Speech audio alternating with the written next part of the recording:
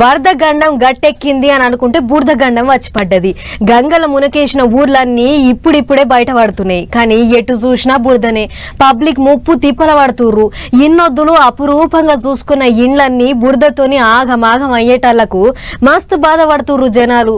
అయితే ఎవ్వలేం ఫికర్ చేయొద్దు అన్నట్టే పనిచేస్తుర్రు సర్కారోళ్ళు.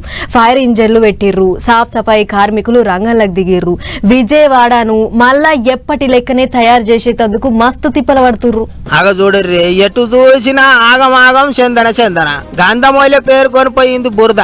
ఉత్తప్పుడు ఇంట్లో ముత్తమంత దుమ్ము దూసరగా అనిపిస్తేనే పొరక అందుకొని కాసు ఉడుచుకుంటాము. అసోంటిది అద్దమోలే ఉండాల్సిన ఇండ్లు గిట్ల బురజ అయ్యేటాలకు మస్తు బెంగటిల్లిండ్రు విజయవాడ పబ్లిక్. సింగునగర్ లో వరద నీళ్లు తగ్గేటాలకు పబ్లిక్ అంతా మళ్ళా ఇంటి బాట పట్టిండ్రు. ఓ దిక్కు సర్కారోళ్ళు ఫైర్ ఇంజన్లు పెట్టి ఇండ్లు రోడ్లు సాఫ్ చేపిస్తున్నారు. అయినా సుత కొంతమంది పబ్లిక్ గలీజ్ అయిన ఇండ్లను చూడలేక ఫైర్ ఇంజన్లు వచ్చేదాకా ఆగలేక పోరక అందుకొని ఎవ్వలంతకు వాళ్ళు సాఫ్ చేసుకుంటారు. రోడ్ల మీద ఏడ పడితే ఆడ చెత్త పేరుకున్నది. నీళ్లన్నీ పోయినాయి కాబట్టి సాఫ్ సఫాయి చేసే మున్సిపాలిటీ కార్మికులు డ్యూటీకి ఎక్కిండ్రు. విజయవాడ చుట్టుపక్కల జిల్లాలకేంచి పొక్లేన్లు తెప్పించిండ్రట.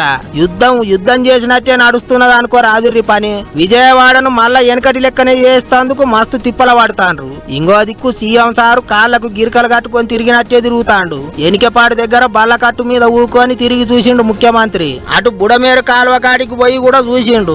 ఇక అట్లా ముఖ్యమంత్రి సారు రైలు పట్టాల పక్కపోంటే నడుచుకుంటూ పోతున్న యాలల్లనే ఓ రైలు వచ్చిందట. ఇక అట్లిట్లా రైలుకు తలగకుండా దూరం నిలుస్తున్నారు కాబట్టి గండం తప్పింది. ఇంకో దిక్కు అటు మంత్రులు కూడా పబ్లిక్ లో తిరుగుకుంటా ఆపతి సాపతి అరుచుకుంటున్నారు. తిండి పొట్లాలు అవోటి ఓటి పంచి పెట్టుకుంటా ధైర్యం చెప్తాండ్రు. ఇంకో దిక్కు బుడమేరు కాలువకు పడ్డ గండ్లను పొద్దు మాపు తిప్పలు పడి పూడుస్తాండ్రు. నీళ్ల మంత్రి నిమ్మల సారు గట్ల మీద నిలబడి దగ్గరుండి పని చేయిస్తాండు. అంతేకాదు ఇండ్లు మునిగి అన్ని పోగొట్టుకున్న వాళ్లకు ఇస్తామన్న ఎచ్చం సామాన్లు శుక్రవారం సంధి పంచి పెడతారట. 25 కిలోల బియ్యము, కిలో కందిపప్పు, కిలో చక్కెర, 2 కిలోల ఉల్లిగడ్డలు, 2 కిలోల ఆలుగడ్డలు, లీటర్ మంచి నూనె ఇస్తారట. ఇదిట్లుంటే ఎట్టెట్టున్నది ఏంది పరిస్థితి అని తెలుసుకొని పోనీకే ఢిల్లీకేంచి సెంటర్ మంత్రులు వచ్చిండ్రు. అన్ని చూసినాక సెంటర్ వాళ్ళు సాయం చేస్తారు కావచ్చు. గిట్లా ఎవ్వరు రికామ్ ఉంటలేరు. విజయవాడను ఒడ్డున పడేసేందుకు తీరొక్క తీర్ల తాన్లాడుతున్నారు.